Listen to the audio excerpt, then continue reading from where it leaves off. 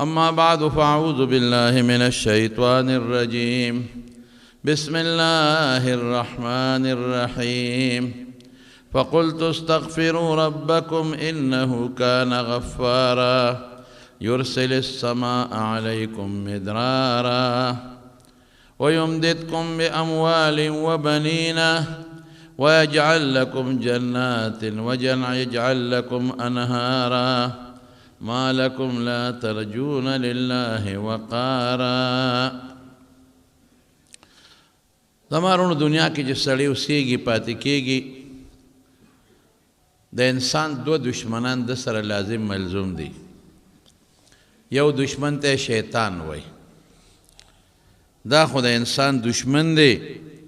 او په د باندې محنت کوي په د انسان باندې او په د باندې کوشش کوي چې دی د خدای نه لرې شي.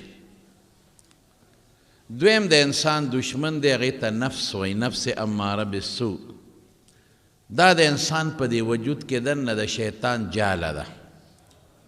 شیطان که انسان تباه کوي او انسان گمراه کوي، دقه جاله کې ناست دی او دی خپل کار کوي. دا دو شیطانان دي، دو دشمنان دي. شیطان بهرنی دشمن دی، د بار نه کوشش کوي او حمله کوي، خو د بار نه چې دشمن راځي نو دا قانون دی د کور دشمن چې ورسره ملګري نه وي د هغه غلا نشي کولی. دی به هله غلا کوي چې د کور دشمن ورسره وي، د کور دشمن دله پناه ورکوي، دله امن ورکوي، د ده سهولت کاري، د ته کار اسانوي. دا قانون دی. نو دا شیطان د ده سهولت کار په دی وجود کې دننه او د دې شیطان جاله په وجود کې دننه هغه دا نفس دی. دا دو دشمنان دی. دا شیطان راشي او په دې خپله جاله کې کینی، دا نفس ورته ټولې لارې ښیي. دا نفس دی شیطان ته ټولې ګودرې ښیي چې په دې طریقه به دا سړی بربادو، په دې به یې د خدای نه لرې کو، په دې چل به د الله نه دشمن کو. نو دا دو دشمنان دی. نو انسان خامخا په ګناهونو کې دی سرکۍ پرېږدي یې نه، او ګناه هغه عمل دی چې انسان پې د خدای نه لرې کېږي. لیکن بل خوا که ته وایې دا خو دوه غټ دشمنان دي نو دې سره به څه کوم، د دې دوو دشمنانو نه به ځان څنګه بچ کوم. هغه دشمن چې ته یې پېژنې او تا ته ښکاري نو ځان به ترې بچ کړې. هغه دشمن چې تا ته معلومي نو ته به په هغه ډزو کې د هغه نه به ځان بچ کې. لیکن کم دشمن چې تا ته ښکاري نه، او کم دشمن چې ته یې وینې نه، او کم دشمن چې ته په هغه د کوتک یا د ډز غزار نشې کولی، نو دغه شو دشمن سره به څه کوې. نو الله پاک فرمایي دا اول خو کوشش کوه چې ځان د ګناه نه بچ کړي، ګناه مه کوه، الله خفه کېږي. او چې کله یو ګناه ته دې زړه وشي او دا شیطان دې ګمراه کوي نو خپل رب حاضر کا، بس اخرت حاضر کا، قبر حاضر کا، ځان ته د خدای لویي حاضره کا، او د دوزخ غرغنډې را یادې کا چې که دا ګناه مې وکړو دې وخت کې زه مړ شومه، هېڅ پته د ژوند او د مرګ نه لګي، نو د قبر مې هم تباه دی، او ځنکدن مې هم تباه دی، او اخرت مې هم تباه دی، او ټول عمر به په دوزخ کې پروت یم. بیا به څه کوم؟ چغې به وه. که بیا هم انسان دی او غلطي وشوه او ګناه وشوه نو دویمه لاره اسانه خدای مونږ ته ښولې ده، او دا ده چې ما فورا توبه وباسه، فورا معافي وغواړه او توبه وباسه. نو چې توبه دې وویستله نو الله به دې معاف کړي.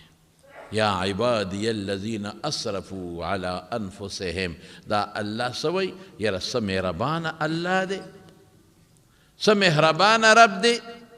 یا عبادی اے زما بندگانو، یا عبادی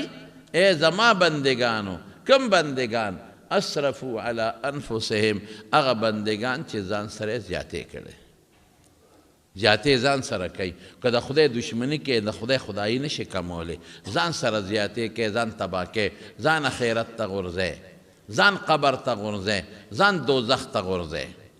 نو یا عبادی اے زما بندگانو، کم بندگان اسرفوا علی انفسهم، هغه بندگانو ته وایي چې په ځان یې زیاتې کړي. اسرفوا علی انفسهم، په ځان دې زیاتې کړي دي، ځان دې تباه کړی ده، خدای دشمني دې کړې ده. ګناه دې وکړه په ګناه الله خفه کېږي الله دې خفه کړه چې الله دې خفه کړه ځان دې تباه کړه نو څه چل دی لا تقنطوا من رحمت الله د خدای د رحمت نه مایوسي مه کوه الله څونه ښکلی لفظ دی د خدای د مهربانۍ نه مایوسي مه کوه ان الله یغفر الذنوب جمیعا الله پاک ګناهونه بخي انه هو الغفور الله بخونکی دی معافي به دې کوي فورا الله ته رجوع کوه توبه وباسه معافي غواړه یو صحابي راغی رسول الله صلی الله علیه وسلم ته کېناست او راتلو سره رسول الله مبارک ته وایي انی اصبت حدا یو ګناه مې کړی دی د خدای پوله مې کراس کړې ده ګناه مې کړی دی ما باندې د خدای حکم جاری کړ صحابانو خو چې به داسې څه غلطۍ وشي فورا به رسول الله مبارک ته رال حضور پاک ورته غږ ونه کړ بیا راغی رسول الله مبارک ګوره دا ستومانه و دا ستومانه چې سړی ګناه وکړي که په خولې دا مونه وایي چې الله ما معاف کړي او په خولې توبه مونه باسي خو چې دې ستومانه شو به دا توبه ده الندم توبتون ستومانتیا دا توبه ده بس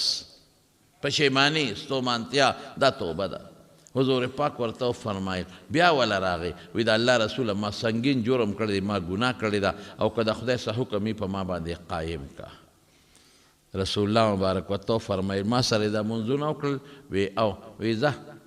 قد غفر الله لك حدک ستا ګناه خدای بخلی ده ګوره اسانه علاج شو بس چې یو سړی په ګناه ستومانه شو دی راغی او دی وایي چې الله ما ګناه کړې ده او زه معافي غواړم بس د ګناه دا ستومانتیا دا علاج دی ده الندم توبته موږ ولې د خدای نه مایوسه یو ګناه به په دې دنیا کې چې ته اوسېږې څوک به داسې چې د هغه نه به ګناه نه شوي الله په حضور کې توبه وباسه یو ذات ومنه چې هغه زما ګناه معاف کوي یو ذات ومنه چې په ما مهربان دی یو ذات ومنه چې ته هغه ذات په دې خپل زړه کې لوی وګڼې چې الله ته ګناه بخې هم او نیوکه هم پې کوې هېڅ هم نشته حسن بصري رحمت الله علیه یو شاګرده وه مرید یم او شاګرد یم وه هغه زمانه کې چې به سړو درسونه کول نو د پردې نه پورې غاړه به زنانه هم ناستې وي یو خوا به زنانه وي د پردې نه پورې غاړه بل خوا به سړي زمونږ ډېر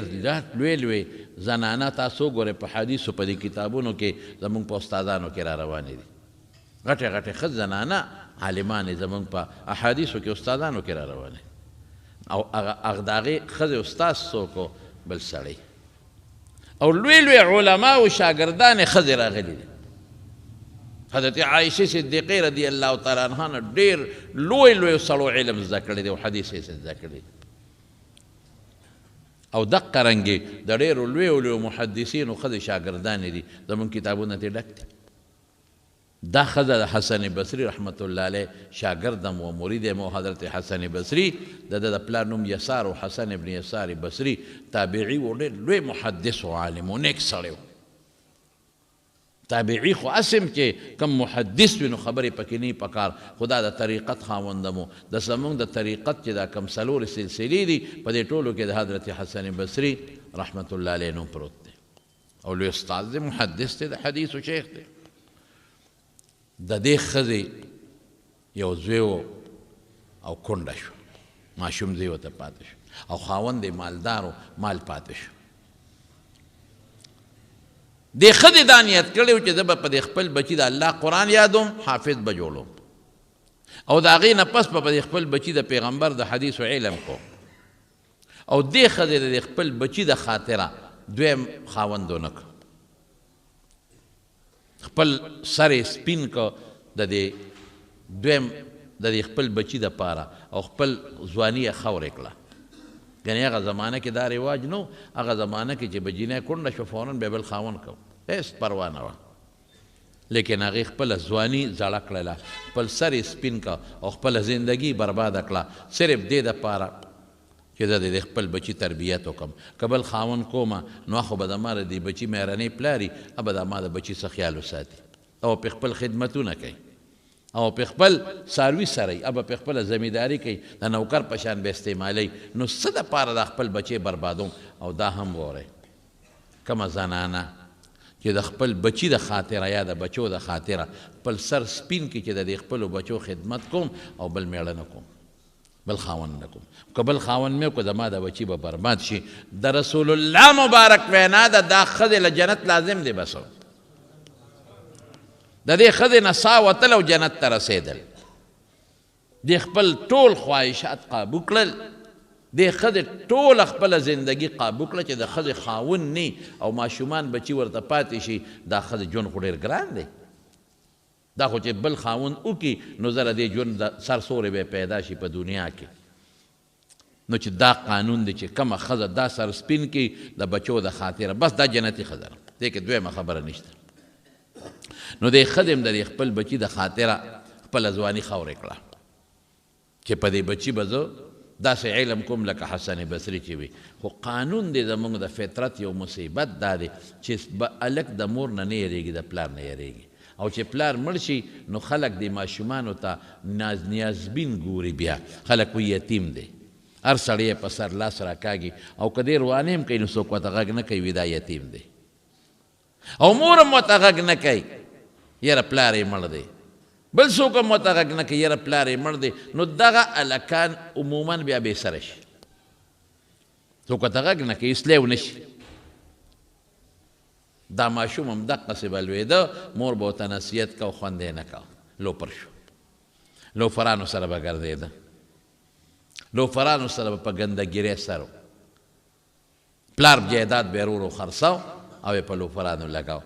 په ګنده و مارګرو مور به ورته جړل او نصیحت به یې کو ای بچې ما دا ځواني چې خورې کړې د دې دپاره نه چې ته دا مال دولت په هلکانو والوځې او په لوفرانو دا ما صرف دې دپاره وکړه چې ستا نه خدای عالم او حافظ جوړ کړي مینت زاری جړه فریاد چې څه د مور زده و هغه یې پې کول خو هلک نه سمېده ګنده مجلس چې وي دا سړی بربادوي بچي چې اولادو نه چې ملغلره جوړی د ګنده مجلس نه ساته په بچو دا مینه مه کوئ ډېر هلک پلاران په بچو مینه کوي که هغه خپل یار دوست سره ګرځي او ګنده دوستي نو دی وي دا زوی به مې خفه شي که دې زوی ته ویم چې دې ګنده دوست سره مه ګرځه دی به خفه شي دی خفه نه شي خفه دی شي خو بچو خیال وساته ماحول د بچو ټیک کې د بچو د مخکې نه کنټرول کې راولئ په خپله چې مانځله ځې بچې ځان سره بوځه سار وختي مانځله ځې بچې ځان سره بوځه ماسخوتن مانځله ځې بچې ځان سره بوځه بچې د لاس نه مو باسئ قسم دی که په ماشوموالي کې هم دا بچي د لاس نه ووتل ستاسو د کنټرول او د قابونه بار شو په خدای چې سخوندر به ترې جوړي سبا په مور هم رالګي او په تا هم رالګي او نن سبا خو ډېره لویه فتنه ده ګورئ نن سبا زمونږ دا وطن خو ښه دی زه کله کله وایم زمونږ د دې کلو دا ښځې جینکې او زمونږ د کلو دا هلکان به په پټو سترګو خدای جنت ته بوځي چې دوی د خپل نفسونه قابو کړي دي او دا زنانه خو به په پټو سترګو جنت ته ځي که خیر انشاءالله تاسو ورشئ پنجاب ته او لاهور ته او اسلام آباد ته او کراچۍ ته وګورئ په خدای مې د قسمي د خلکو لونه بار شپې کوي مور پلار ته پته یې ورته نشي ویلی چې بچې دا د کور نه بار ولې شپه کوي جینکۍ ټولې د کور نه بار شپې کوي هلکان نوجوانان ټول د کور نه باري او په ګندګیرو پسې ګرځي داسې یو حال شروع دی نن سبا ټول هلکان د پلارانو د قابونه وتې دي بس پلار یې وایي پرېږده هلک دی خفه نه شي پرېږده هلک ته چې سیل سپاټ وکړي او جینۍ پرېږده خفه نه شي پرې چې خپل سیل سپاټ کوي په خدای مې د قسم هلکان او جینکۍ نن سبا په هوټلو کې او په پارکونو کې یو بل سره شپې کوي او په دې یونیورسټو په دې کالجونو کې د هلکانو د جینکو هغه دوستانې جوړې دي چې زه درته په خولې نشم ویلی مونږ خو خبرېږو مونږ ته خو هر څوک ال وایي مونږ نه خو د مسلې تپوس خلک کوي الله ته وایي د هر څه نه خبرېږو راته پته ده په خدای مې د قسم ډېر بد حال دی قسم مې راته په جومات کې وخوړ خپل بچي قابو کې خپل زامن قابو کې خپلې لوڼه قابو کې د ماشوموالي نه خپل بچی ځان سره بوځه مه پرېږده ګورې بیا به درته لوی مشکلات به راته جوړي او قبر کې به سزا تا ته میلاویږي عذاب به تا ته میلاویږي پاتې کېږي خو نه. رسول الله مبارک فرمایي حضور پاک دروغ خو نه وایي کلکم راع و کلکم مسئول عن رعیته. څنګه چې شپونکي له دې ګډې چیلی ورکړه چې دا سره وه او د هغه نه یو ګډه چې تروکه شوه نو ته تپوس کوي تا ولې زما د ګډې خیال نه دی ساتلی دا ولې روکه شوه دا شرمخ ولې وخوړه. دقه رنګې به د قیامت پر ورځ خدای تا نه تپوس کوي چې دا بچی خو د 10 12 15 پورې ستا په لاس کې و که نه تا ولې دې منځله نه بوته دین دې ورته ولې نه ښو د مولا نه دې ولې لر کړی تا ته خو پار جومات کې مولا ناستو تا ته خو پار هر جومات کې مدرسه وه هغه شیخ هم ختم شو چې پخوا به چې ته مدرسې لرې لرې به وې اوس خو پار جومات کې تا ته مدرسه ده په هر کور کې تا ته د جینکو مدرسه ده او په هر کلي کې تا ته یوه مدرسه نه 15 شپږ مدرسې دي نو ولې دا بچی دې مدرسې ته نه راوستو دې د ما د قرآن نه ولې لرې کوو دې خو ستا قابو که ته ډېر هم ووایې چې الله ما وس پې نه کېده الله به دروغ مه وایه چې د 4 5 کالو ستا ښه په وس کې چې د 6 او د 8 کالو ستا ښه په وس کې ما خو تا ته ویلي و د پیغمبر په ژبه چې علموا اولادکم الصلاة وهم ابناء 7 چې بچی د 7 کالو یې مونځ ورته ښایه ما نو ویلي واضربوهم عليها وهم ابناء 10 او چې 10 ته ورسېږي او بیا مونځ نه کوي نو بیا ته غزاره مه باسه ما خو ته چلم ښولې الله به وایي ما خو درته طریقه ښولې وه چې د 7 کالو شي مونځ ورته وښایه چې مونځ ورته ښایه عقیده به خامخا ښایه چې د 10 کالو شي بیا والم شي 10 کالو بچی تا ته رابرغېدی شو تا ولې مونځ سره نه بلده یو سړی ماله راغلی زما یو دوست دی ډاکټر دی د هغه په واسطه ما ته وایي چې زما یو ډاکټر دی او هغه راځي تا سره یو څو خبرې مشوره کوي یو ټیم وله ورکه نو ما ویل سهار وختي دې راشي د دې ډېره موده وشوه نو زه به ورته بلکل چې څه مسله نو ما ته دې وایي چې زما نه څه تعاون کېدی شي زه به وکړم سهار وختي راغی ما وله ناشته تیاره کړه ما ځان سره بیټک کې کښېنم پخوا زمونږ هغه زوړ بیټک دی کې مې کښېنم ما وی څه ډاکټر صاحب څه مسله ده یاره په پړق پړق په ژړا شو ما د هغه خپل دوست ډاکټر ته مخه ومیلمه مو نو ما وله ناشته تیاره کړې وه هغه ناشته یو پیاله چای زما د ډېر زور د وجې نه وڅکله ما ته مولوي صاحب تېرېږي مې نه مسله څه وه مسله دا ده چې زوی مې لوپر دی او ټوله ورځ د خپلو لوپرانو دوستانو سره په چکر وګرځي او دا نه چې ابټاباد ته ملګري بوځي یا مري ته ملګري بوځي نه د سنګاپور ټیکټ یې ولکه یولته بوځي ملیشیا ته بوځي بار دنیا ته بچي بوځي او زما مال دولت خرڅي او مرګرو لم ویزیو کې ټیکټونه وکړي په خپل هم لاړ شي او دا 10-12 ورځې بار تیري کې په زناکارو پسې ګرځي او بیا مرګرو له ګفټونه هم والي دا زما دوستان دي دا زما د رونو نه زیات دي زما ټول مال یې تباه کړ او اوس راته وایي کور خرڅ کا زه ګټم کور خرڅ کا یا بچې دا هم ستا دی زما بل زوی نشته ته مې زوی یې لور واده ده ته مې زوی دا مال ټول ستا دی د خدای خاطر وکړه ګورې مه کوه دا هلکان دا ملګري دي لوپران نه پکارېږي وایي ما ته وایي چې زما دې خرڅ که که نه زه به څه کومه دا مور به دې څه کوي وایي خپل کار کوي ما ته وایي مولوي صاحب بېګی هم را باندې ډزې کړي دي خدای بچ کړي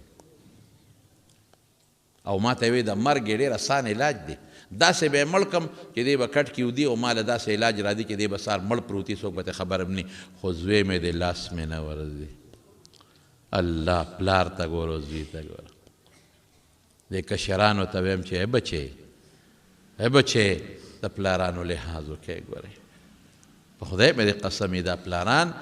دا اسې بوډاګان نه دي دوی چې دا ملا ټیټي کړي دی تاسو لپاره کړي دي دا پلاران چې نن په کونټۍ ګرځي له دې بچو دپاره ګرځي دي خپلې ځوانۍ تاسو له خوړلې دي دې پلارانو تاسو له پټو کې سسکورې والي دي دې بوډاګانو پلارانو تاسو له په بیلچې راښکلي تاسو له د شپې اوبه خورې کړي دي تاسو له ګوډونه کړي دي دې پلارانو تاسو له پردي خدمتونه کړي دي نن بوډاګان دي دا ځواني تاسو له خوړلې ده لوفرانو بچو خدای ته وګورئ د خپلو پلارانو ومنئ د خپلو میندو ومنئ مه کوئ تباه به شئ غرق به شئ نن کشر کول د مور او پلار نه بیزاره دی نن د پلار قدر نشته د مور قدر نشته غلطي خو د مور او پلار د چې لارې ورته نه ده خولې خو دې بچو ته میم د کشرانو ته میم چې څوک هم زما بیان اوري د خدای خاطر وکړئ په خپله ځوانۍ غرور مه کوئ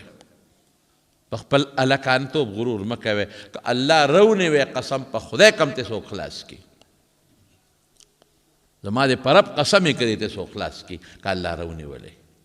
د جنکو ته هم ویم د مور پلار قدر کوئ عزت کوئ احترام کوئ